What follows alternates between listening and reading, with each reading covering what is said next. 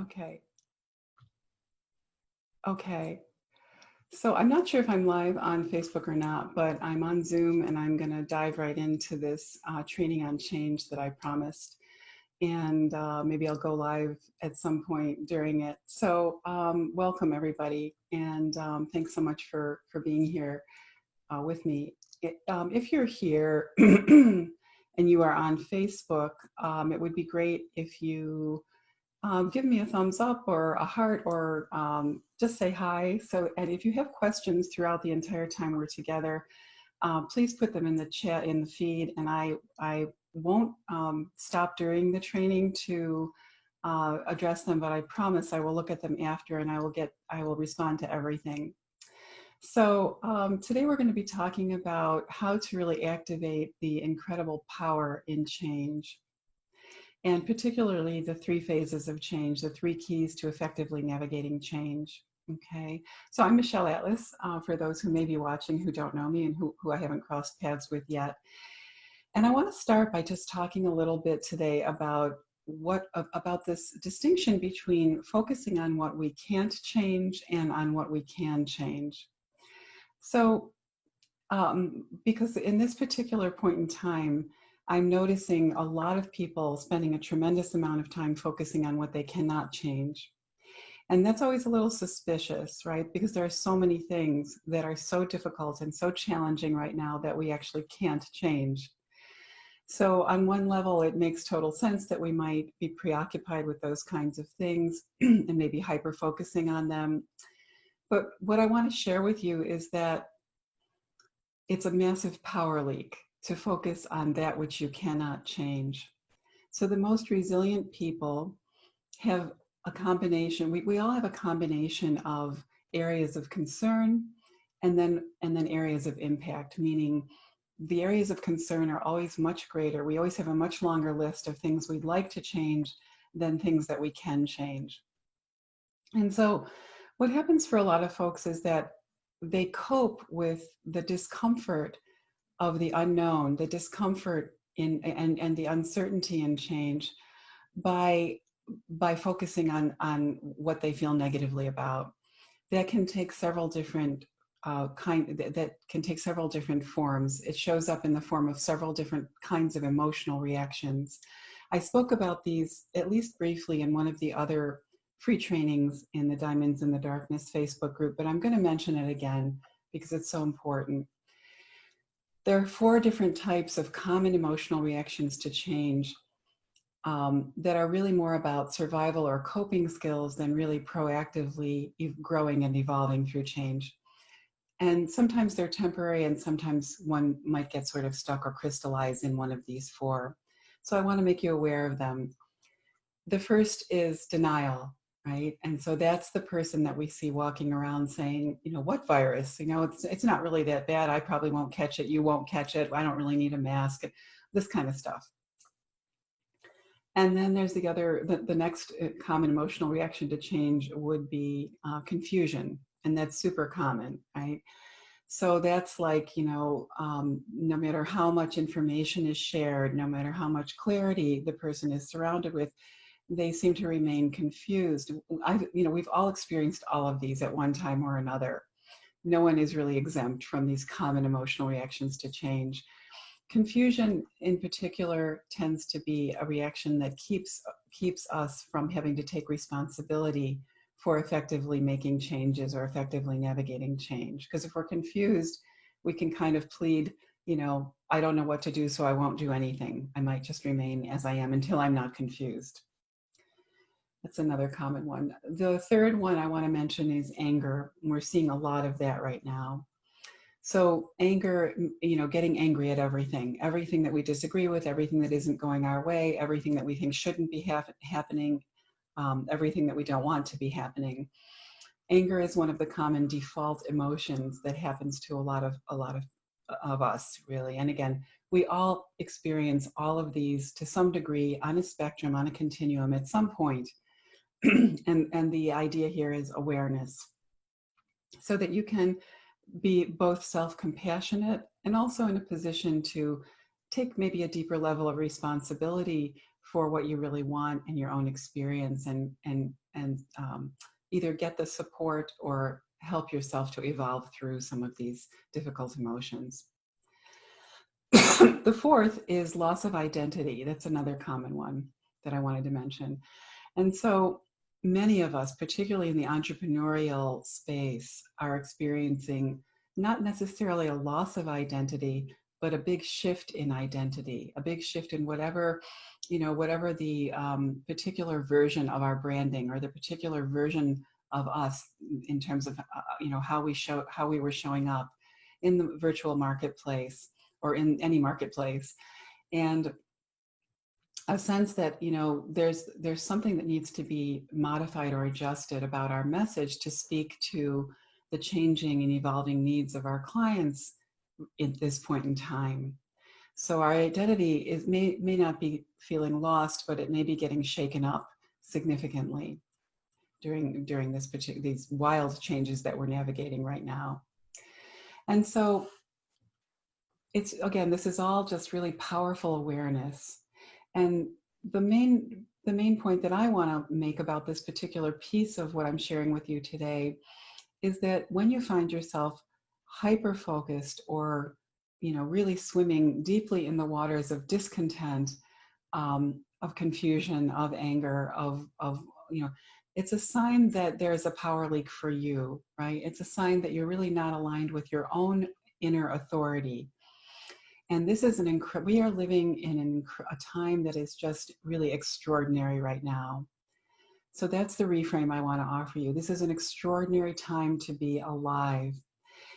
And you can, and it will be much easier for you, no matter what kind of challenges you are genuinely and authentically navigating, it will be much easier for you to open to that extraordinariness when you use this time, no matter what is happening on the outside, no matter who is doing what, politically, economically, socially, environmentally, when you use this time to focus on how you can become the authority in your own life, how you can rise to the occasion of your unique self, how you can show up more fully as in who you really are in a way that really is a container, where you become a container for your own light, so that you can really be that blazing light in the world that is so desperately needed. Your unique medicine is so desperately needed right now. When we get too preoccupied with all the things we can't change, it depletes that energy. So moving on now to some really basic sort of change psychology 101 that I want to offer you today to help give you perspective on what you might be experiencing. More perspective on what you might be experiencing. And so there are many different change models in the universe of change psychology, many books written, as you can only imagine. Maybe you've read some of them, maybe you're familiar with some of the really common models.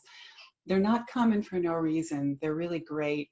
One of the most common models that's languaged in different ways by different people is the model that talks about changes occurring in 3 phases. And that would be what is ending, and then this kind of middle zone, and then the new beginning. So most of us in our lives we're always in some kind of change. So we're always either in some kind of ending, some kind of middle zone, or some kind of new beginning, most likely. But right now, obviously, the kind of changes that we're experiencing, the kind of losses we're experiencing, and the kind of uncertainty that we're experiencing is quite profound. So I'll just talk a little bit, give a little bit of detail about what each of these phases really looks like, and kind of give you some grounding in the meaning, so that maybe you can self-identify with where you are right now and use each of these phases in a really generative, creative way for yourself. So the first, as I said, is what is ending, right? It's the ending of whatever. And so the ending is characterized by a sense of loss, of course. There might be some grief involved. There might be a sense of relief. There could be a sense of what has been kind of a burden actually dropping away, actually falling away, and there being some relief in that. There could be just a sense of something that you had been clinging to being sort of ripped away or pulled away. What's really important here is that, number one, that we contemplate what it is that we really want to stop doing at this point in time, because when we don't identify what needs to stop and we actually attempt to begin something new or implement something new, we become overwhelmed and we start to shut down. And this is what happens to a lot of people, right? A lot of people forget to stop doing something when they begin starting something new, and this causes all sorts of additional chaos that's really not productive. Okay, so you want to be looking at what needs to stop or what you want to stop, and make sure that you allow yourself to let go of certain things before you begin to kind of explore the waters of newness, start swimming in those waters. I'm going to just backtrack a minute before I go on to the middle phase, because there was another point I meant to make that I actually forgot just now and remembered just now. And so what that is there's a very significant distinction between change and transition. And most of us, until we understand this, lump those two together. And so change is an event, right? It's the change is the job loss, or the new job starts, or you purchased a home, or you moved, or you had a baby, or you got a divorce, or you got married. Those are events. That's the change. Transition is the emotional and psychological journey that you take to orient to the change, to the event. So they're quite distinct.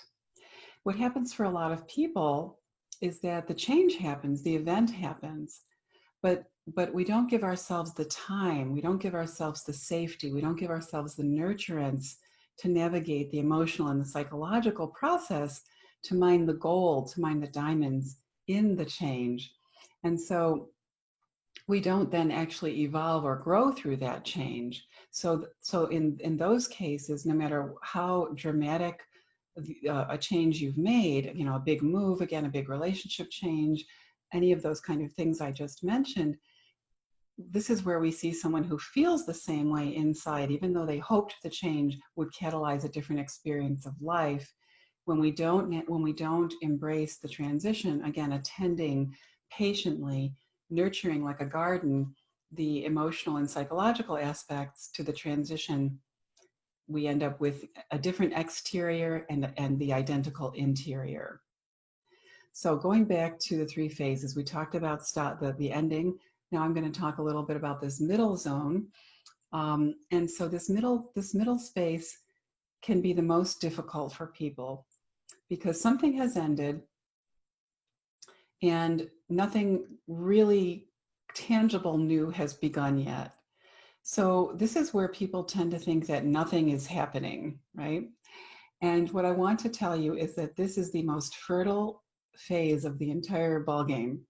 This is where the most is happening.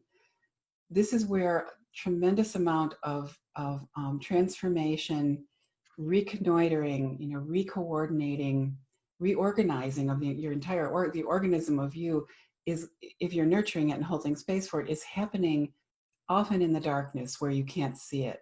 And that's why people think nothing's happening, right? And so it's in this middle phase that we want to be really attentive and really courageous and really able to kind of hold that space. So an example of someone who tries to bypass this middle phase in a way that doesn't serve them could be somebody who goes from one relationship right into another in a rebound kind of way. No judgment on anybody's timing in this way, but when a person is sort of looking to replace what they lost without really doing any reflection or any growth or healing, that could be a rebound relationship. They've bypassed the transition. They've gone from change, from stopping something to starting something without any middle zone. Same thing can happen, people do it with all kinds of things. And they're just kind of putting a Band-Aid on the loss and they're not really growing or evolving through it. So it's this middle space that is fertile for innovation, fertile for creativity, fertile for, it's gestation. It's like all kinds of potential birthing and cultivating and re-coordinating can happen in this space. You don't want to shortchange yourself on that. And so some of the comments I've heard recently from clients have been along the lines of, in this middle phase, are like, with all that has stopped dropping away, people are starting to just naturally feel into a sense of leadership, self-leadership, and their own capacity to be an authentic leader for other people in a way that feels natural and uncontrived and unpushed like it used to. I'm hearing from other people that they finally feel ready to really be sharing and teaching and coaching or speaking on what they really have wanted to all along. The offers that they've really wanted to present to the world now somehow feel welcome. They're sensing that there's a receptivity that they couldn't kind of put their finger on in the past, right? And so they're beginning to like really kind of come into a deeper level of alignment in this middle phase with their returning home, or dropping down and returning more deeply home to their essential self and the particular wisdom, the particular medicine, the particular message that has always kind of existed within them, that they are now ready to really bring into their business, bring into their life in a no holds barred kind of way. So you want to really notice what you're pregnant with. The new beginning, we'll talk about a little bit now. The new beginning is not what you think very often. So we think about the new beginning. A lot of the time we might imagine the new beginning is going to come with trumpets and bells and whistles and like, a big arrival, right? Oh, I'm here. And it very rarely does. And when it does, sometimes it does. Sometimes when it does, it's the sign of, again, kind of a contrived process as opposed to a really deeply authentic transformational one. Very often when we navigate the ending and that middle space with honesty, brutal self-honesty, authenticity, patience, etc., the new beginning arrives in such an organic, quiet, natural way that we kind of just find ourselves in a different coherence. We just find ourselves in a different space at some point. And if we didn't feel okay, we might just suddenly find ourselves feeling, all right again, like all is well again. Like we've arrived someplace that feels more comfortable, where we feel more at home again. And we don't always know it's even coming. We just kind of, at some point go, oh, wow, okay, all the chaos and all the difficulty and all the pain seems to have subsided. I guess I'm in a different place now. And that's very often how the new beginning arrives, as opposed to, again, with trumpets and bells and whistles and this sort of thing. So the inquiry today, our time together will be a little bit shorter than it's been. And I want to leave you with an inquiry today, and that would be that, and you might want to journal around this, you might want to do some reflecting. And I think it would be really powerful to be thinking about, if we were able to return to our normal, like this week, whatever your normal was prior to the pandemic and all of the features of the pandemic, what is it that you would absolutely not want to return to? What would you absolutely unequivocally refuse to go back to? It would be very powerful, a very powerful inquiry to really consider what that is and get really clear and maybe write that down.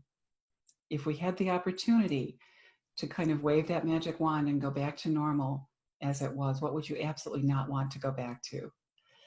So before we say goodbye for today, I'm just going to mention that I am enrolling right now for my 12-week coaching program called Radiant Success. It's going to be a very small, intimate group, high touch. I've priced it just right for this time. It's probably less than half of what I would normally charge for this kind of a program. So I'm going to put the URL. So if you'd like to take a look at the page and talk with me about whether it might be a fit for you, you'll be able to do that. I'll put the URL above this video. But the focus, without going into a huge amount of detail, which you'll see on the page, the focus of this program is going to really be to provide a beautiful, nurturing, rich container for you to really align deeply and root deeply in your inner authority, becoming really the best expert on yourself, and really begin to create reposition your business, reposition your offers, and take some tangible steps forward in deep alignment with that essential self that this precious portal of time is giving us opportunity to remember and to reclaim. So we're going to be doing a lot of different things in order to support that. But and when you enter into discovery with the right support, meaning, you know, a wise guide and a collective of beautiful, you know, caring, well-intentioned, wise women, the discoveries and the achievements that can occur can be just magic. They are always magical. I've never seen it not be magical. So we don't always know exactly what that's going to look like, but you know, and whatever your heart desires is what we're going to hold you accountable to be moving towards. And so I hope that you'll consider whether this might be the right next step for you at this point, and private message me if you'd like to talk to me about it, and take a look at the page. So I'll say bye for now, and thanks so much for being here, and sending you absolutely tons and tons and tons of love. Okay, take care.